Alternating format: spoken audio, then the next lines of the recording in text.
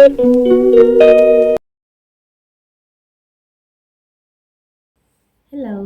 അപ്പോൾ last video പറഞ്ഞ പോലെ ഞാൻ പ്രഗ്നൻറ്റ് ലേഡീസിന് എനിക്ക് എൻ്റെ ഒരു എക്സ്പീരിയൻസ് ഷെയർ ചെയ്യാൻ വേണ്ടിയിട്ടാണ് ഇന്ന് വീഡിയോ ചെയ്യുന്നത്. അപ്പം വീഡിയോ ഇഷ്ടപ്പെടുവാണെങ്കിൽ നിങ്ങൾ ലൈക്ക് ചെയ്യുക, ഷെയർ ചെയ്യുക, സബ്സ്ക്രൈബ് ചെയ്യുക. തുടർന്നുള്ള സപ്പോർട്ട് നിങ്ങളുടെ എനിക്ക് ആവശ്യമുണ്ട്.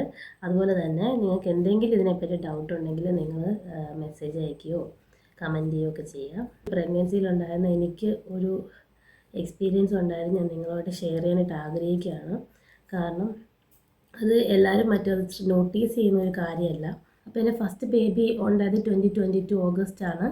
അവൾ ഉണ്ടായി കഴിഞ്ഞിട്ട് അവളുടെ 1 ഇയർ ബർത്ത്ഡേയുടെ ഒരു 2 മന്ത്സ് മുന്നേ എനിക്ക് സിവിയറായിട്ട് ഒരു അപ്പർ പെയിൻ ഉണ്ടായിരുന്നു. അപ്പർ എന്ന് പറഞ്ഞാൽ നമ്മുടെ ചെസ്റ്റിന് അപ്പർ ബെല്ലിയുടെ മുകളിൽ ചെസ്റ്റിൻ്റെയും താഴെയായിട്ട് സിവിയർ പെയിൻ. അത് ഒരിക്കലും നമ്മുടെ ഗ്യാസിൻ്റെ പെയിനോ ഒരു പെയിനോ അല്ലായിരുന്നു, അത് സിവിയർ പെയിൻ ആയിരുന്നു. അതെനിക്ക് ഒരു ദിവസം രാത്രിയിൽ പെയിൻ ഉണ്ടായിട്ട്, രാത്രിയല്ല ഒരു മിഡ് നൈറ്റ്, അതെനിക്ക് പെയിൻ എന്ന് പറഞ്ഞാൽ നമ്മുടെ മിഡിൽ ഓഫ് ദ ചെസ്റ്റാണ്, വയറും അല്ല നമ്മുടെ ചെസ്റ്റും അല്ലാതെ മിഡിൽ ഒരു പോർഷൻ ഉണ്ട്, കറക്റ്റ് ഈ വയറിൻ്റെ മേളിൽ ഭാഗത്തായിട്ട് വരും നമുക്ക് ആ വെയിൻ സെൻറ്ററിലായി. അപ്പം അങ്ങനെ ഒരു പെയിൻ വന്നു, ഷൂട്ടിംഗ് പെയിനാണ്, ഭയങ്കര നമുക്ക് കത്തി വെച്ച് കുത്തണ പോണക്കത്തെ വേദനയായിരുന്നു. അതെന്ന് പറഞ്ഞാൽ കണ്ടിന്യൂസ് ഒരു 5 മണിക്കൂർ 6 മണിക്കൂർ കണ്ടിന്യൂസ് ആ പെയിൻ ഉണ്ടായിരുന്നു. അപ്പോൾ ഞാനത് നെക്സ്റ്റ് ഡേ ഡോക്ടറെ കണ്ടു. ഡോക്ടർ അവിടെ UK ഡോക്ടർ പറഞ്ഞു അത് ഗ്യാസ്ട്രിക് പെയിൻ. അപ്പം ഞാൻ പറഞ്ഞു ഡോക്ടർ ഇത് ഗ്യാസ്ട്രിക് പെയിൻ അല്ല, ഇതെനിക്ക് ഗ്യാസ്ട്രൈറ്റിസിൻ്റെ പെയിൻ അറിയാം, അതല്ല എന്ന് പറഞ്ഞു. അപ്പം ആ ഡോക്ടർ അത് ഒരിക്കലും അക്സെപ്റ്റ് ചെയ്യുന്നില്ലായിരുന്നു. പുള്ളി കുറേ പാൽപ്പേറ്റ് ചെയ്ത് നോക്കി, അങ്ങനെയൊക്കെ ടച്ച് ചെയ്ത് നോക്കി. ഞാൻ പറഞ്ഞു ഇവിടെ വയറിനൊന്നും അല്ലായിരുന്നു എനിക്ക് പെയിൻ, എനിക്ക് കറക്റ്റ് സെൻറ്റർ പോർഷനിലായിരുന്നു പെയിൻ എന്ന് പറഞ്ഞു. അങ്ങനെ കുറേ പുള്ളി എനിക്ക് മറ്റേ ഒമിപ്രസോൾ പാൻറ്റപ്രസോളൊക്കെ തന്നു. അങ്ങനെ ഇരുന്നു. ഒരു 1 വീക്ക് കഴിഞ്ഞ് പിന്നെ ഇതുപോലെ തന്നെ എനിക്ക് middle of the night pain വന്നു. ഇതുപോലെ തന്നെ കണ്ടിന്യൂ ചെയ്ത് പെയിൻ എന്ന് പറഞ്ഞാൽ നമുക്ക് കിടക്കാനോ ഇരിക്കാനോ നടക്കാനോ ഒന്നും പറ്റത്തില്ല, നമ്മൾ കരയുന്ന പോണക്കത്തെ വേദനയാണ് നമുക്ക് ആ സമയത്ത്. അങ്ങനെ ഇത് വെച്ച് ലാസ്റ്റ് ഞാൻ തീരുമാനിച്ചു ഒരു സ്കാൻ ചെയ്യാം. കാരണം UK നമുക്ക് ഒരിക്കലും ഡോക്ടേഴ്സിൻ്റെ ഇതില്ലാതെ സ്കാനിങ് സമ്മതിക്കുകയില്ല. അപ്പോൾ ഈ ഡോക്ടർ ഒരു കാരണവശാലും ഇത് ഗ്യാസ്ട്രൈറ്റിസ് അല്ലെന്ന് പറയുന്നുമില്ല. അങ്ങനെ ഞാൻ എൻ്റെ സ്വന്തം ഇതിൽ ഒരു പ്രൈവറ്റ് സ്കാനിങ് സെൻറ്ററിൽ പോയി സ്കാൻ ചെയ്തപ്പം എൻ്റെ ഗോൾ ബ്ലാഡർ കൺട്രാക്റ്റഡ് ആണ്. ഗോൾ ബ്ലാഡർ എന്ന് പറഞ്ഞാൽ അറിയാത്തവർക്ക് ഞാൻ പറഞ്ഞുതരാം. പിത്തസഞ്ചി എന്ന് പറയുന്നത് നമ്മുടെ കരളിൻ്റെ താഴത്തെ ഒരു കുഞ്ഞു സഞ്ചിയാണ്. കരളിൽ നിന്ന് നമുക്ക് പിത്തം ഉൽപ്പാദിപ്പിക്കുന്നത് നമ്മുടെ ഗോൾ ബ്ലാഡറിലോട്ട് പിത്തസഞ്ചിയിലോട്ട് പോയിട്ട് അവിടുന്ന് നമ്മുടെ സ്മോൾ ഇൻറ്റെസ്റ്റൈൻ ചെറുകുടലിലോട്ട് പോയിട്ടാണ് നമ്മുടെ ഫുഡ് ഡൈജസ്റ്റ് ആവുന്നതൊക്കെ. ഇത് വന്ന സംഭവം എന്ന് പറഞ്ഞാൽ പ്രഗ്നൻസി ടൈമിൽ നമ്മുടെ ഹോർമോൺസ്, പെണ്ണുങ്ങൾക്ക് ഈസ്ട്രജനും പ്രൊജസ്ട്രോണും ഉണ്ടല്ലോ. അപ്പോൾ ഈസ്ട്രജൻ കൊളസ്ട്രോൾ വർദ്ധിപ്പിക്കും, പ്രൊജസ്ട്രോൺ എന്ത് ചെയ്യും, അത് നമ്മുടെ ഈ ചെറുകുടലിലോട്ട് പോകുന്നത് സ്ലോ ഡൗൺ ആക്കും. പ്രഗ്നൻസിയിൽ എല്ലാവർക്കും അല്ല, ഒരു 5% ലേഡീസിന് ഇത് സംഭവിക്കുമ്പം ഈ കല്ല് ഫോം ആകുകയാണ്. പുറത്തോട്ട് പോകാതെ ഈ കൊളസ്ട്രോളിൻ്റെ സോൾസ് നമ്മുടെ വയറിൽ ഡിപ്പോസിറ്റ് ആകും. വയറെന്ന് പറഞ്ഞാൽ പിത്തസഞ്ചിയിൽ ഡിപ്പോസിറ്റ് ആയിട്ട് ഒരു കല്ലായിട്ട് ഫോം ആവും. നമ്മൾ എപ്പോഴൊക്കെ ഫുഡ് കഴിക്കുന്നോ ഇതുപോലെ തന്നെ ഫോം ആയിക്കൊണ്ടേ ഇരിക്കും കാൽക്കുലസ്. അങ്ങനെയാണ് എനിക്കിത് സംഭവിച്ചത്.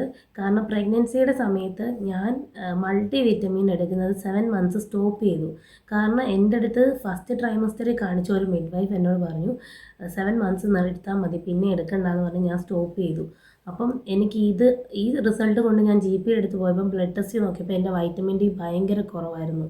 വൈറ്റമിൻ D കുറവും എൻ്റെ ലിവറിലെ അമൈലേസ് ഭയങ്കര ഹൈ ആയിരുന്നു.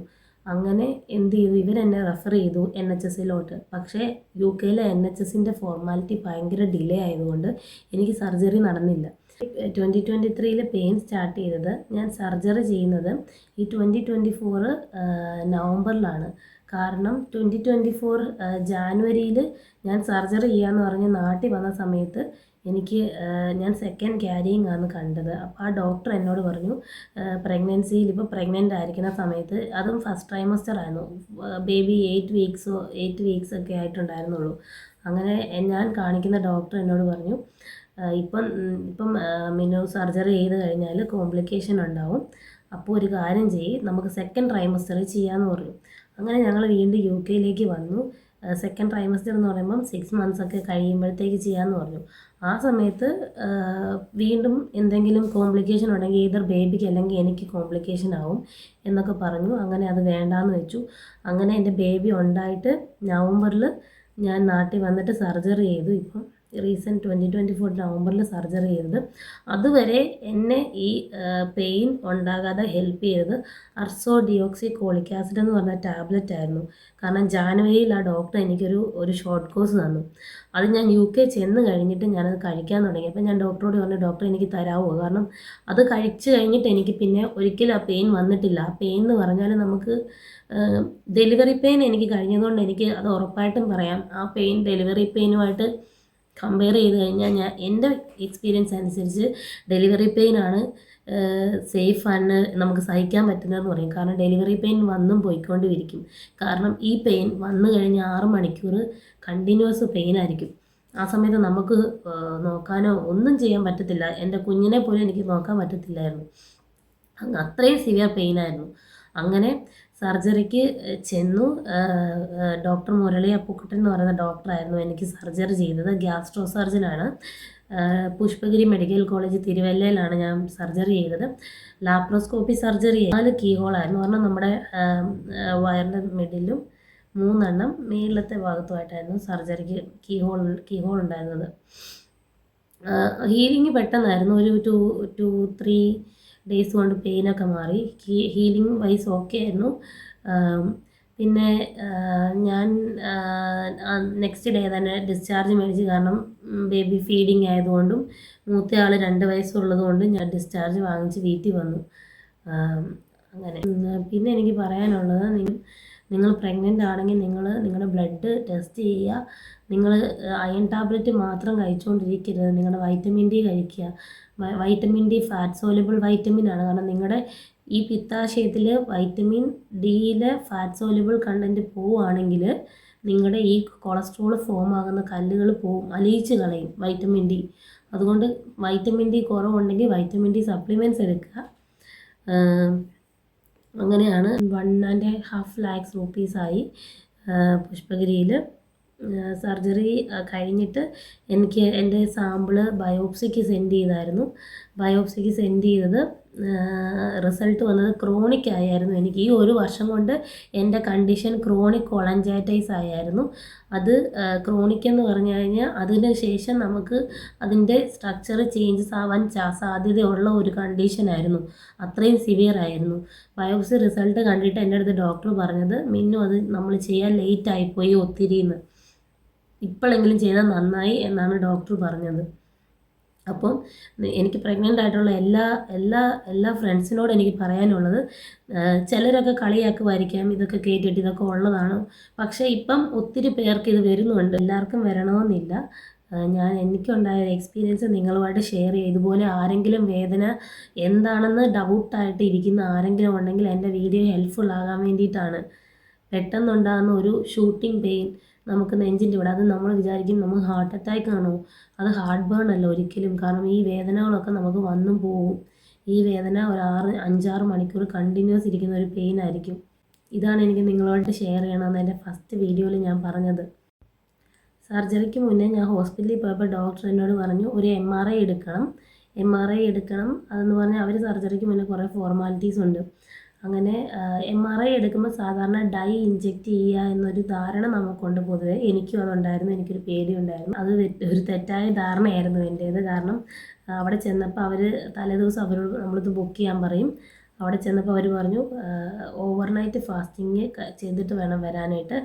വരുമ്പോൾ ഫ്രഷ്ലി സ്ക്യൂസ്ഡ് പൈനാപ്പിൾ ജ്യൂസ് കൊണ്ടുവരണമെന്ന് പറഞ്ഞു. അപ്പം പൈനാപ്പിൾ ഒരു ഡൈയിങ് എഫക്റ്റ് ഉണ്ട്. അപ്പോൾ ആ ഒരു കളറിൽ വെച്ചാണ് അവർ സ്കാൻ ചെയ്യുന്നത് MRI. അപ്പോൾ അത് പേടിക്കണം. പക്ഷേ MRI സ്കാനിങ് എല്ലാവർക്കും പറ്റും, അക്സെപ്റ്റബിൾ അല്ല. കാരണം എനിക്ക് ഇച്ചിരി കവേർഡായിട്ടുള്ള പ്ലേസസിലൊക്കെ പോകാൻ പേടിയുള്ള ആളാണ്. അപ്പോൾ എനിക്കത് ഭയങ്കര പേടിയായിരുന്നു. പക്ഷേ നമ്മൾ പേടി പുറത്ത് കാണിക്കുകയില്ല. അത് നമ്മൾ ആരുടെ ഫ്രണ്ടിൽ പേടി പുറത്ത് കാണിക്കരുതല്ലോ. അങ്ങനെ പക്ഷേ അതൊരു ക്ലോസ്ഡ് എൻവയൺമെൻ്റ് ആകുമ്പോൾ നമുക്ക് പേടി ഉറപ്പായിട്ടും ഉണ്ടാവും. പക്ഷേ കാര്യം നടന്നല്ലേ പറ്റുള്ളൂ.